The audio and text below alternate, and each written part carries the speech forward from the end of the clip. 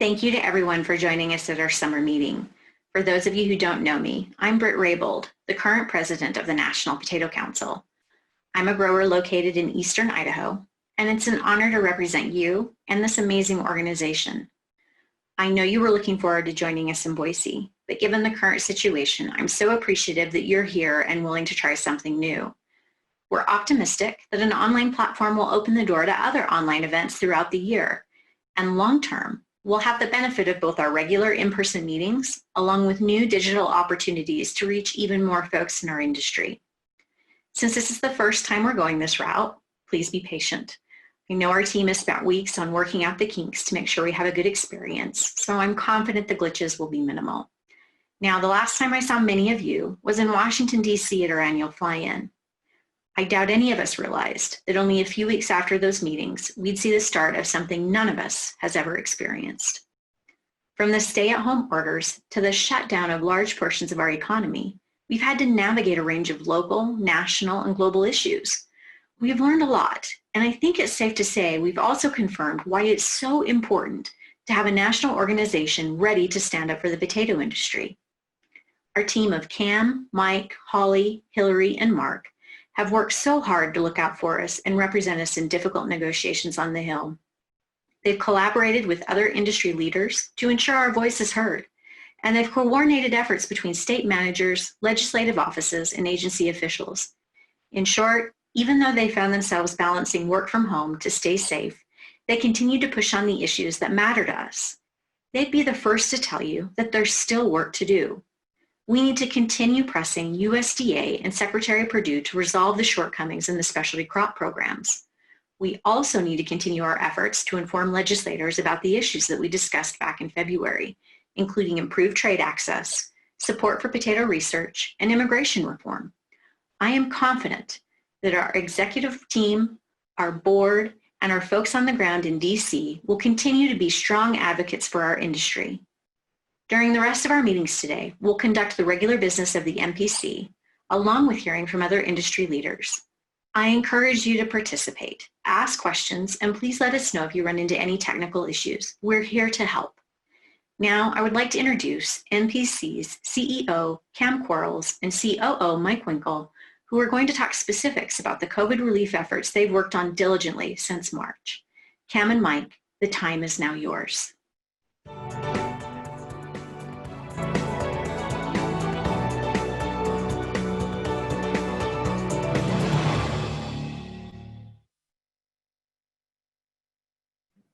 Thanks, Brett. I'm Cam Quarles. From the NPC staff, I'd also like to add our welcome and appreciation to you for joining us and participating in this new format. We all recognize that the COVID crisis is consuming everyone's attention now. However, I wanted to take a few minutes to reflect on the past year with a great team here in DC. A year ago, we were at Larry Alsom's summer meeting in Wisconsin. It was my first meeting taking up the responsibilities of CEO of NPC, joined by a new staff member, Mike Winkle, and great longtime colleagues, Holly Alexander and Hillary Hutchins. That was an excellent meeting and set the stage for a number of new ideas and programs for NPC. One of the most visible was the record-breaking Potato Expo in Las Vegas. Holly and the whole team had a lot to be proud of with a revamped program, a fantastic member engagement, and a lot of momentum starting 2020. During the meeting, we kicked off the Eye on Potatoes podcast with a well-known returning member of the team, Mark Szymanski. 2,300 downloads later, that program has showcased great guests and conversations from industry leaders, political pundits, and 2 key congressmen. We also kicked off the Potato Leaf during Expo. Mike's going to talk about that in a few minutes, but it has started very strong. And the enthusiasm for Leaf and leadership across the industry is just tremendous. Just 6 weeks after Expo, we were in DC for the Potato Fly-In and making the most of our Standing Up for Potatoes on Capitol Hill mission statement. Mark's creativity was again on display with our Ag Labor Reform press conference. We had 5 members of Congress, along with several industry leaders, from right in front of the United States Capitol, pushing our message of the necessity of ag labor reform live streamed across the United States. We also spent a couple of great days with the House and the Senate on all of our varied issues, and we even took in a Caps game with the Potato Pack. As usual, our great Hillary Hutchins began the fly-in week by leading our 2020 leadership group from Michigan to DC, and then turned right around and made all the moving parts of fly-in fit seamlessly together for all of you. During it all, we were in the middle of one of the strongest months for trade wins in memory. USMCA was completed. The Japan trade agreement was ratified. The China Phase 1 was signed, all in the first quarter of the year.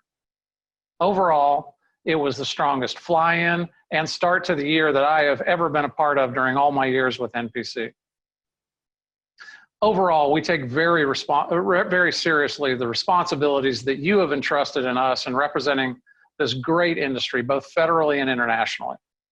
From all of us on the staff, thanks to the executive committee for their encouragement and sometimes their patience as we worked through this past year. We believe NPC is vastly stronger, both internally and externally today than it was a year ago. And we hope that you are seeing value in these activities. I'm now going to ask Mike Wenkel to talk about a couple of specific projects we're particularly proud of, and then I'll come back and speak about our work on pandemic relief for the industry. Mike, take it away. Thank you, Cam. It's great to be a part of an organization that stands up for potatoes on Capitol Hill.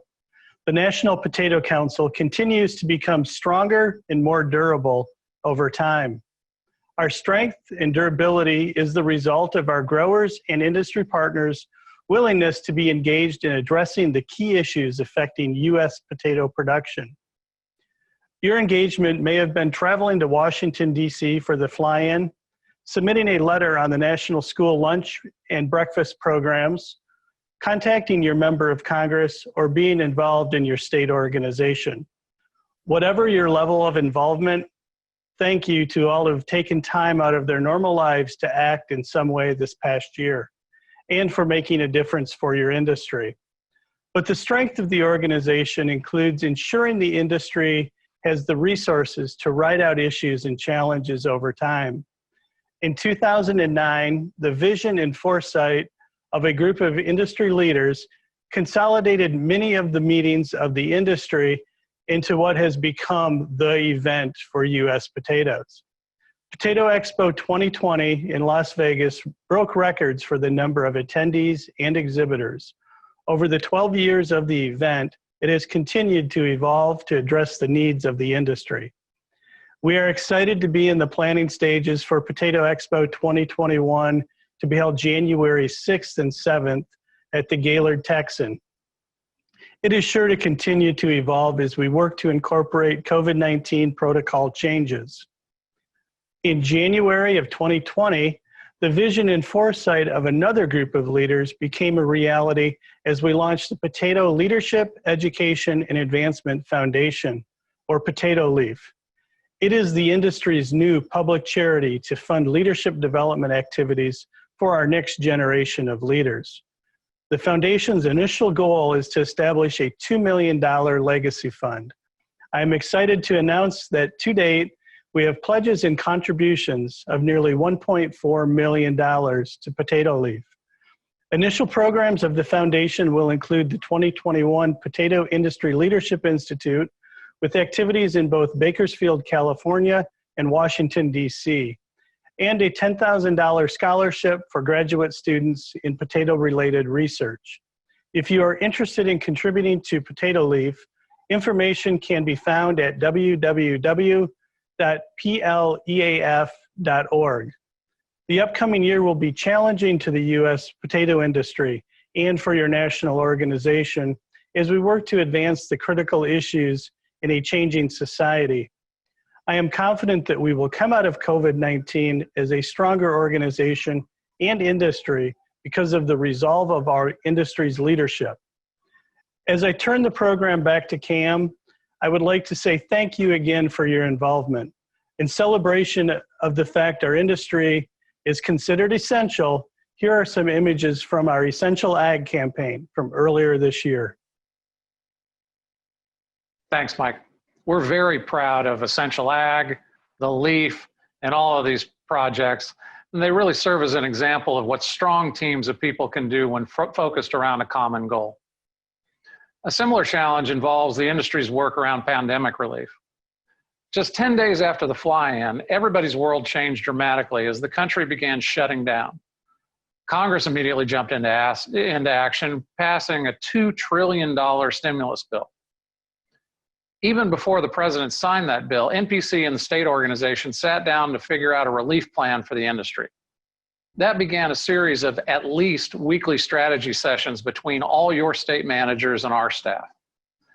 The initial product was a sound one, and it included two parts.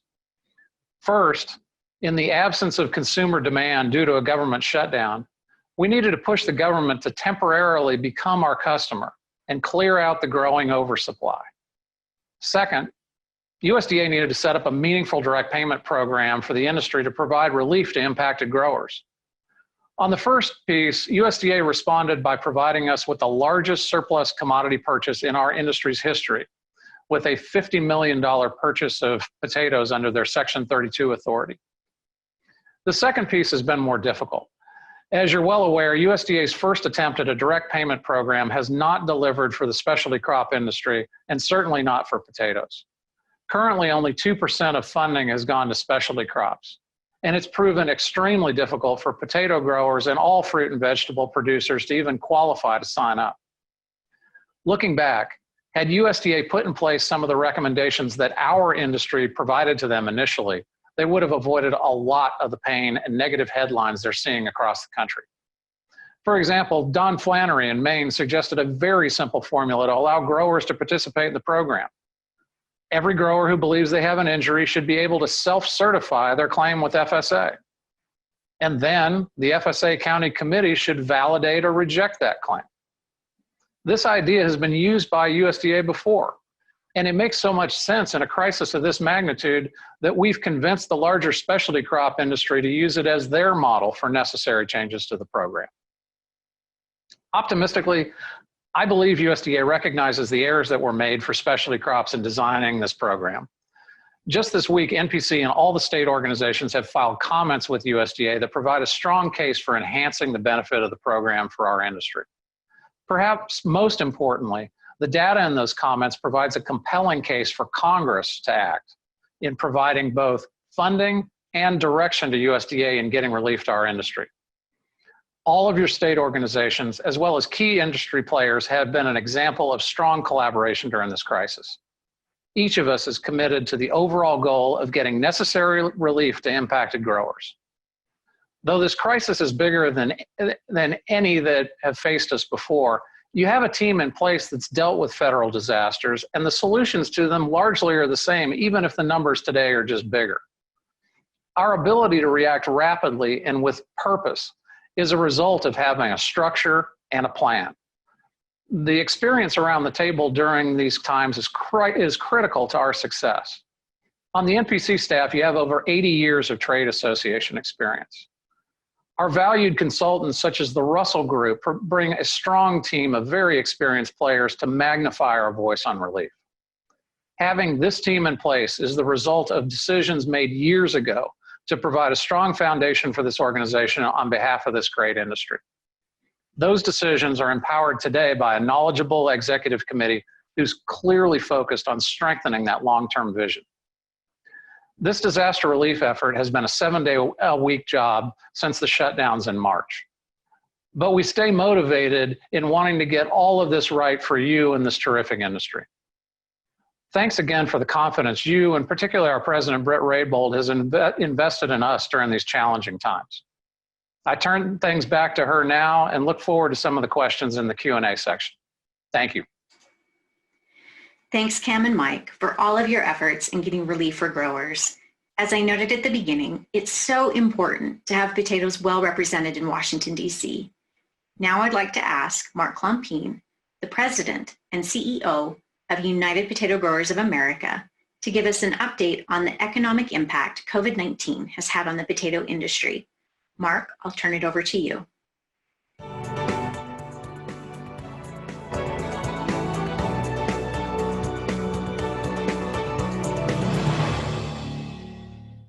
Good morning, everyone. I want to thank Cam and the NPC team for having me here this morning. I am Mark Klompien, President and CEO of United Potato Growers of America. What I wanted to do today is show some of the pandemic impact to the fresh potato industry. So I want to do that by starting with Idaho. This first graph that you see shows the Grower Return Index, GRI. That's the heavy red line across the top. That is transposed with the shipment volumes by week. The bar to the left is this year's shipment volumes compared to the 3-year average. And the dotted red line across the bottom is the 3-year average GRI. So you can see we started out the year very strong in Idaho, 1055. That's a good GRI, very positive. Volume levels well below the 3-year average, and a strong GRI leading into the pandemic zone. You can see that we started out at 1095 that first week of when the major crux of the pandemic hit and the shutdown started. We would have expected this GRI to kind of continue along as it was with the volumes that we had projected all the way up to probably between $11 and $12 by now. But with the pandemic, you can see that initial spike up in the GRI all the way up to $13. But then it dropped pretty dramatically by the end of March, and that was driven by the food service sector, of course, almost completely shutting down and having no market for the food service business. Idaho is more heavily weighted to food service than some of the other areas. That GRI dropped all the way down into the $6 to $7 range by the early part of May. Since then, it has been somewhat stable at that level, $6.63 that you can see there at the end. But that is a significant drop from the 1095 it started out at. That's almost a 40% drop in the Grower Return Index. And you can see the shipment volumes also dropped off pretty dramatically up until the first part of May, and have since recovered to some degree and are now kind of matching that 3-year average. Some of that is driven by processing potatoes coming into the fresh market that were unneeded in that sector. The next chart I want to show uses the Idaho russet 70-count carton, use that as a proxy for the food service business, and the 10-pound film pricing, that can be a proxy for the retail segment. You can see how they were just kind of chugging along there with the carton market actually increasing up to the start of the pandemic, and the retail market being pretty stable. A big bubble occurred in the retail sector, of course, jumped all the way over $9. And that was driven by the heavy grocery traffic, grocery store traffic, and the volumes from consumers loading up and staying at home and cooking at home, of course. Since that time, it has dropped off some back to levels that it was at before this started. In the food service business, it got all the way up to over $22 for Idaho cartons, dropped off dramatically, more than a 50% retracement there that you see. It has recovered somewhat to about $12.50, where it's stabilized somewhat now. The Columbia Basin is a very similar type of graph, again, more heavily weighted in the food service business. You can see they started off the year also very strong with heavy shipment volumes, by the way, all year long. And they got up to over $16 in their GRI at the peak. That also plummeted with the food service market down to leveling off somewhat in the last few weeks, where you see it now at close to $10. That's about a 20% drop for the Columbia Basin. Their chart looks very similar to Idaho's in terms of the carton and the retail market. The San Luis Valley is a little bit of a different story. They started off the year, as every area, very strong, 1446. They were up over $15 at the beginning of this thing. They saw that initial spike, and they were able to maintain that. Again, Colorado is very much more heavily weighted on the retail segment, so they were able to maintain that. They've since dropped a little bit with the dip in food service, but certainly not to the degree that Idaho and Columbia Basin saw. That 1385 is down probably 7 or 8% from where they went in, so they've been able to maintain that pretty well. You can see their heavy shipment volume spikes.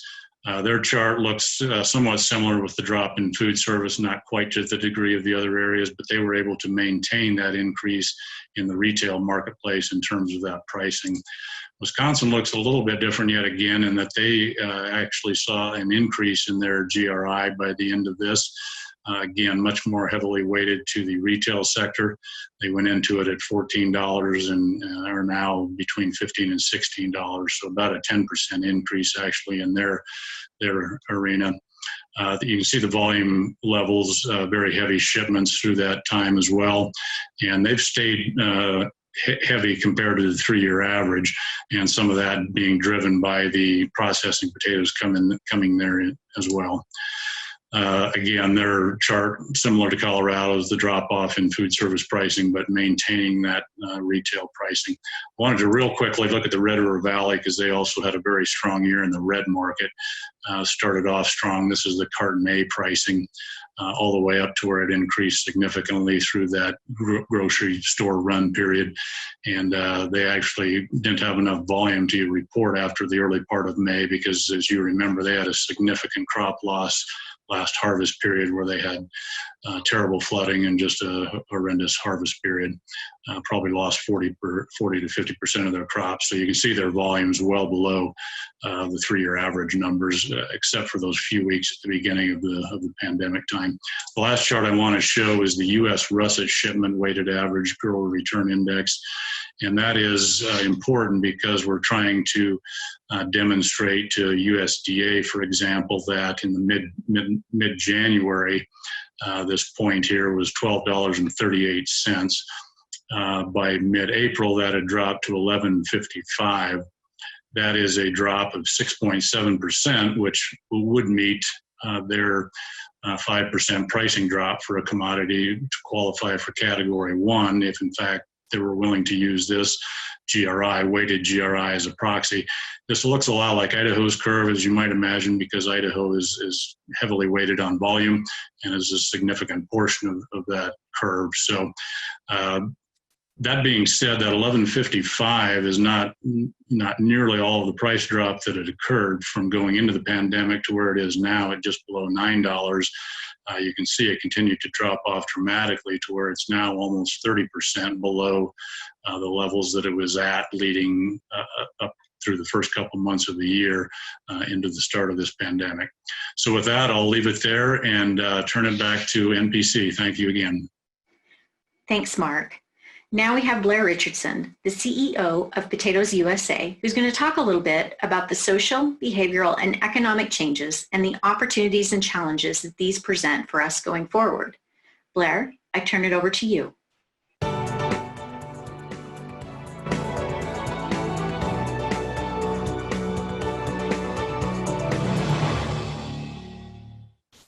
The world in which we live and conduct business has undeniably changed over the past few months. As the stock market lost 1/3 of its value and then regained the majority of its losses and then started going down again, remarkable changes in the food system led to previously unimaginable adjustments in the world of potatoes. However, despite the disruptions, fluctuations, and changes, the potato is still the #1 vegetable in the United States, both at home and away from home. In fact, I believe the versatility, the commonality, and the nutritional benefits of the potato further solidified our position with consumers, many of whom cooked their first potatoes at home over the past 90 days. People may be wearing face masks and washing their hands more regularly, but they are still eating and enjoying potatoes in all forms.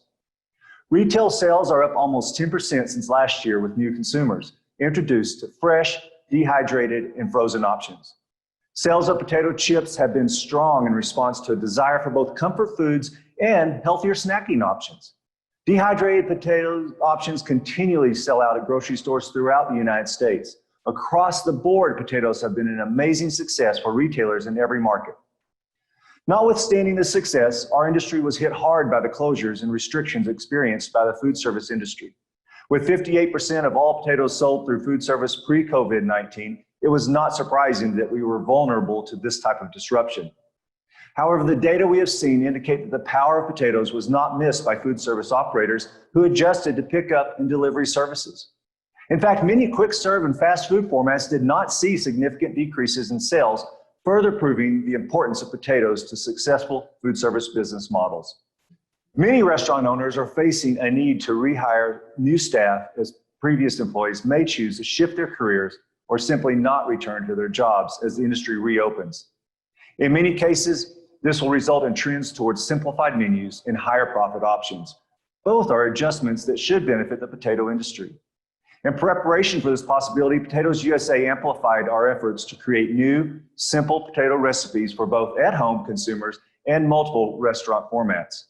Chef RJ Harvey and our entire marketing team have developed over 100 new recipes for consumers and food service operators and are already working to implement these recipes and their variations. Despite the hardships we have faced as a nation and as a world, we believe there are significant opportunities for potatoes ahead. One opportunity lies in the healthy nutrients natural to potatoes such as vitamin C, potassium, and protein. As consumers look to their food choices to enhance their immunity, potatoes are an obvious choice. Moreover, with 2 of every 3 consumers reporting they plan on spending more quality time with family in the future, and 1/2 of all consumers stating they want to connect more closely with friends, we expect a significant aspect of this interaction will take place during meals and other eating activities. We know the versatility, the familiarity, and love of potatoes will provide an opportunity for our industry to help rebuild the connections and relationships people need and desire. This is an important time in our history as an industry and an exciting opportunity for the potato to become even more entrenched as America's favorite vegetable. Thanks, Blair. Securing potatoes' place as America's favorite vegetable and potatoes being incorporated into new in-home menus are 2 great outcomes for our industry. Now I'd like to introduce John Tosburn, the Chief Marketing Officer with Potatoes USA, who is going to provide us with an update on market impacts of the pandemic in both international and domestic markets. John, the time is yours.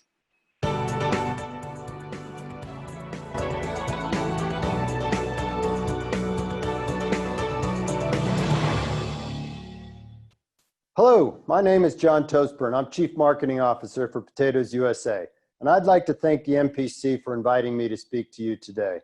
What I want to cover are the impacts of COVID-19 on potato markets, both domestic and international. But before I do so, I want to take just a moment to ground us in where we were in 2019 before all this occurred. As you can see, utilization of US grown potatoes was up 3.3% in 2019. This was due to increases in exports, retail sales, and food service sales, plus a slight decline in imports. So we were in an excellent position coming into this situation. Also, you see that sales of potatoes in the US were increasingly going through the food service channel. This is extremely important for us to remember as we look at what happened, because starting in March, we see the closure of restaurants across the country. This has a huge impact on our major channel of sale for potatoes. As you can see, sales at food service dropped significantly, down almost 50% in March, April, and May across the country. And of course, potato products were right there with this decline, particularly frozen fries, but also fresh and dehy saw significant reductions in demand at food service. The flip side, of course, is that retail exploded. As everybody had to move to consuming food at home, we saw empty shelves like this, not just in produce, but across the store. And certainly potatoes were impacted in this way as well. We could have sold even more potatoes if we'd had the ability to meet the demand, but the supply chain had to get changed to do that and to move from the food service product to the retail product. Even with these shortages, we saw significant increases in sales of potatoes and potato products. This increase occurred across the store. As you can see, fresh was up 44%, refrigerated up 21%, dehy up 63%, and frozen up 53%. So great sales increases everywhere, except for in the deli, many of which had to be closed for food safety reasons. If we drill down a little bit on fresh sales, we see that it impacted all types, but russet certainly saw the largest growth, being the largest type of potato available at retail. Red sales were not as robust because there just weren't the supplies. As we know, the market was not as well supplied with red potatoes due to the harvest last year. Internationally, the same phenomenon occurred.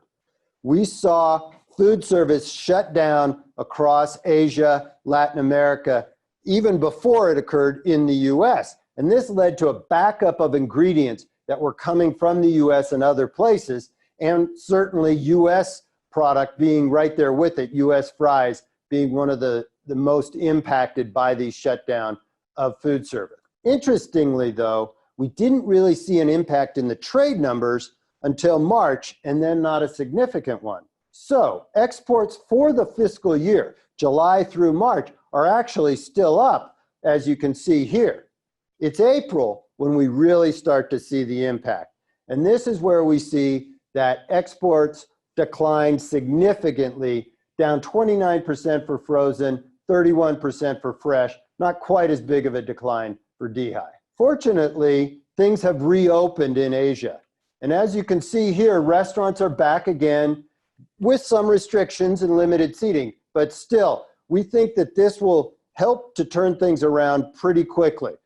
I expect that exports will still be down for May and June, but hopefully by July, that backlog of product has been utilized and we start to see things returning to normal in the international marketplace. We also hope that this occurs domestically, and we are already seeing this recovery. We certainly have seen that the supply chains have adjusted. So I think that going forward, we will be in a better position and we will see sales return to what they were.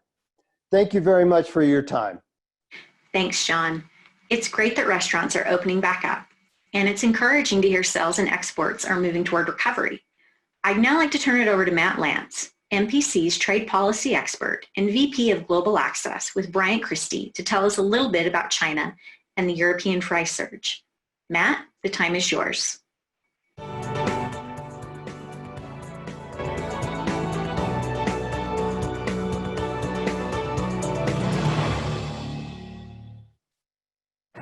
Hi, I'm Matt Lance, Vice President for Global Access from Bryant Christie.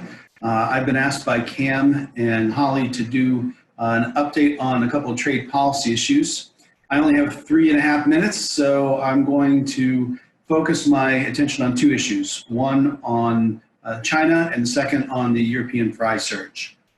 The good news is on February 25th, 2020, after 20 years of negotiations, we reached an agreement with China to finally open the Chinese market for Pacific Northwest shipping potatoes. That agreement was officially put into place on April 23rd, 2020. That was a hard-fought agreement all the way to the end. COVID-19 certainly had an impact. There were multiple overnight negotiations. APHIS, Osama Elisi, Matt Messenger, and Mike G., who tragically passed away about a month later, worked very hard to get that agreement for us. The details of the agreement we've handed out, and I can certainly talk about, but you do have to try out for zebra chip. There are some concerns about silver scurf and others, but in general, it's a very reasonable agreement, and we're very fortunate to have it. Looking ahead, we hope to add other states to that, and then also turn our attention to table stock. I mentioned in our trade affairs meeting that this was my white whale. I've gone to China for 10 trips to try to get this to work. We hosted them multiple times. And so you can see up here, this is my office up here. That is my actual white whale that I purchased after we got this market open. The agreement was part of the phase 1 agreement between the Trump administration and the United States. That also, we were a little disappointed to see did not include any tariff reductions, but the Chinese did come around in March and say there would be a domestic avenue to get tariffs down in China. And our fry folks have worked with their importers, and we've had success with that. So now our fries, at least for the next year, are entering at the most favored nation tariff rate of what I believe is 12%, which is what our competitors are also facing. So that's good news, at least for the next year. The challenge we face, if you're reading the news, is that the China situation is getting more and more dire, at least from rhetoric. China committed to a lot of ag purchases, billions of dollars. It looks like they're falling behind on that. They're being blamed for COVID-19. And just in general, a new Cold War is being bantered about. So there may be a chance where there's not going to be a lot of progress on China market access. Will that affect our ability to ship fresh potatoes? I don't know. I hope not. I hope now that this is locked in, we will still be able to export the fresh potatoes that we negotiated. Even if we don't, though, I think it's incredibly important we have this signed. If this were still open, we might be looking at another 5 or 10 years before we got it open. So I'm glad this is at least done and we can grow from there. Okay, briefly turning over to the European Union. There has been a major surge of fries from the European Union, and I say the term surge very deliberately. I do not say dumping. Dumping is a legal term. It's very hard to prove, and it deals with cost of production. What we can say confidently is there has been a major surge. How big? Well, in 2015, 5 years ago, they exported $12 million worth of fries. 2 years ago, they exported $55 million of fries to the US. Last year, they exported $80 million worth of fries. And in the first 4 months of 2020, they have exported $44 million worth of fries. So it is a surge. Well, what can be done about that? Currently, there is an 8% tariff on European fries. And the quickest, cleanest way to address this would be to have a tariff increase on fries. Now, you can't just slapdash raise tariffs. That's just against the rules. So you have to have a reason to do so. There are some opportunities, though. Right now, the Trump administration is investigating a European Union digital tax policy, which we think is illegal. If they were to advance on that, there would probably be a tariff retaliation. And if that occurred, we would want to make sure that fries from Europe would be included in that. There's also an airline dispute, but those tariffs have already been announced. Who knows, maybe they could rotate. Rest assured, though, the National Potato Council is aware of this issue and has been engaged with both the U.S. Trade Representative's Office and with the Foreign Agricultural Service at USDA on this, and is looking for opportunities to see what can be done. I got lots of other trade issues to talk about. I always do. I could do Japan, where we have some good news, Korea, others. We'll save those for the trade affairs meeting. In the meantime, I see I've gone over a little bit, Holly. My apologies, but hopefully this will be useful. I look forward to any questions and to talk to you in a couple weeks.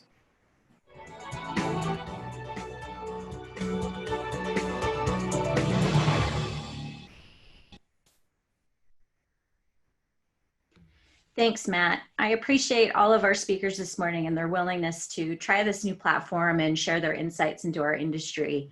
Now I believe there's a few questions that we have, and Mike's going to be fielding those for us. So Mike, what have you got? Thanks, Britt. We do have a few questions. Encourage people to respond or load your questions up on the webinar. Our first question, though, Britt, is, so as a part of the presentation, we laid out very clearly what USDA needs to do to fix this direct program payment program. But what if they don't? Then what? I think there was some discussion a few weeks ago about Secretary Perdue coming to the Northwest, and he traveled through Washington and the northern part of Idaho, and apparently he was a little taken aback at some of the feedback he was getting on the ground. I know our legislators have been hearing similarly from our industry in general. And so my sense is that as discussions are ongoing about what that next relief package looks like, as part of those discussions, I believe there's going to be a resolution found to find a way forward, even if USDA and Secretary Perdue can't figure it out at this particular juncture.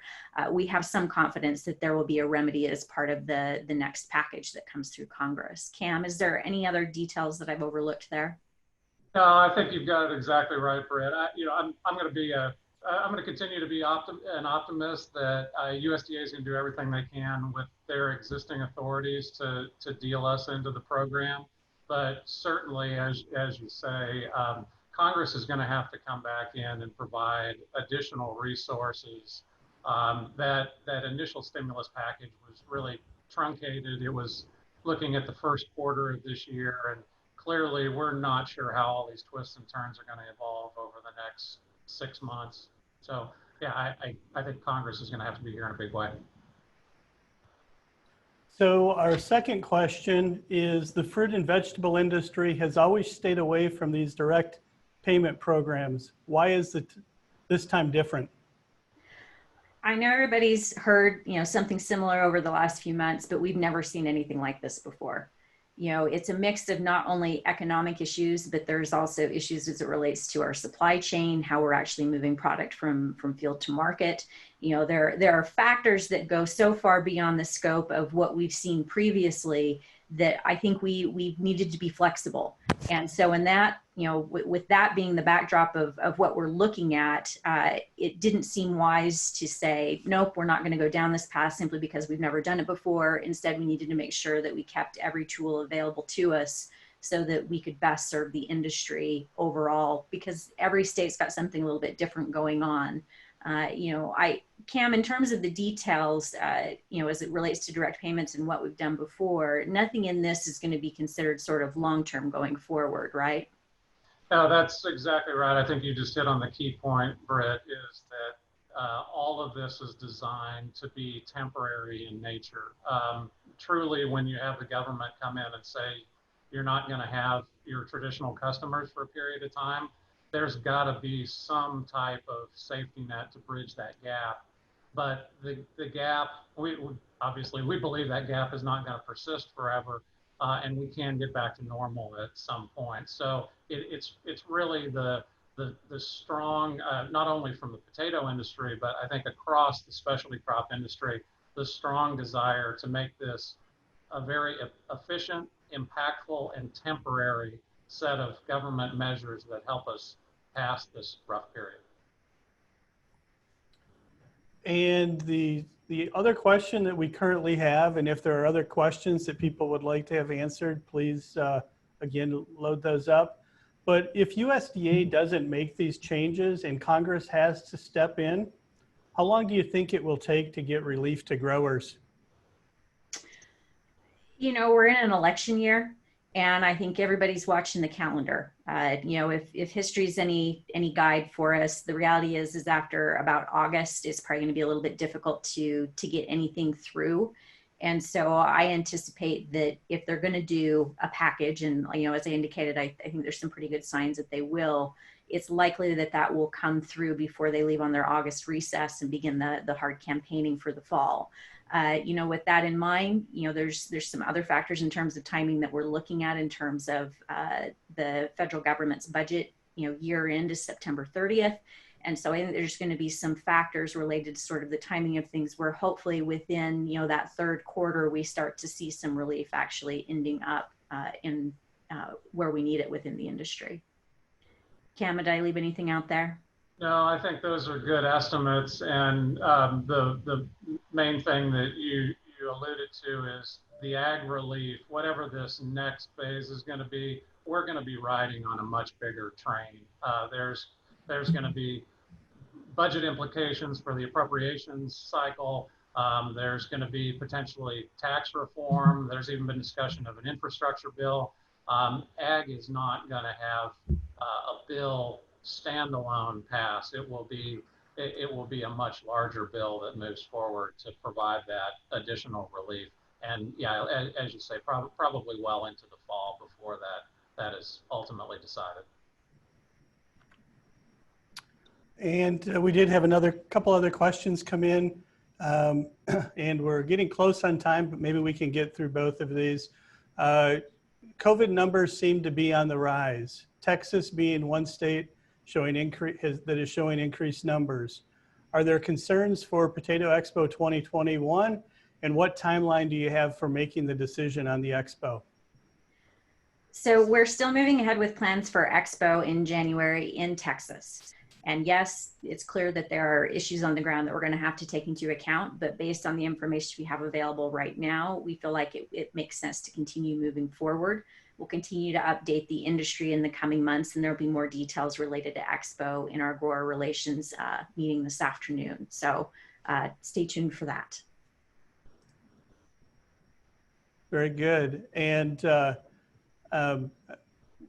where we are with what's left, where are we with what's left in the 2019 crop in storage?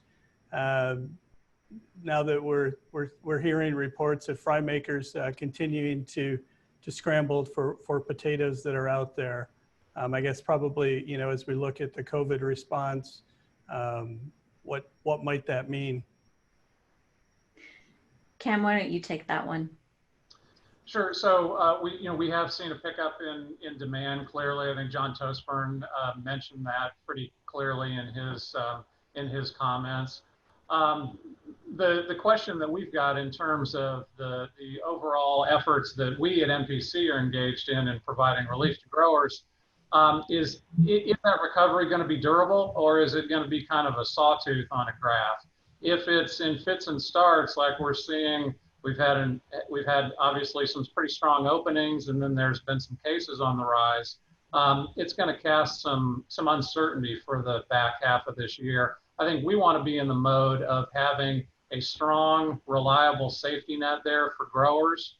If the recovery happens and it's in a sustained way and our typical market functions are able to operate, that's terrific. If we go back to some type of shutdown situation and growers need the relief, we want it to be there for them. So I think that's the way we're operating going forward here. Well, with that, we are out of time for this part of our meeting. I appreciate everyone joining us. Britt, any last comments you want to make to those that were able to join? Again, thank you for coming along with us on what I'm sure is a new adventure. I know a lot of us have been doing these kinds of meetings, but for us, this is the first time as the NPC doing something like this. So again, thank you for being here.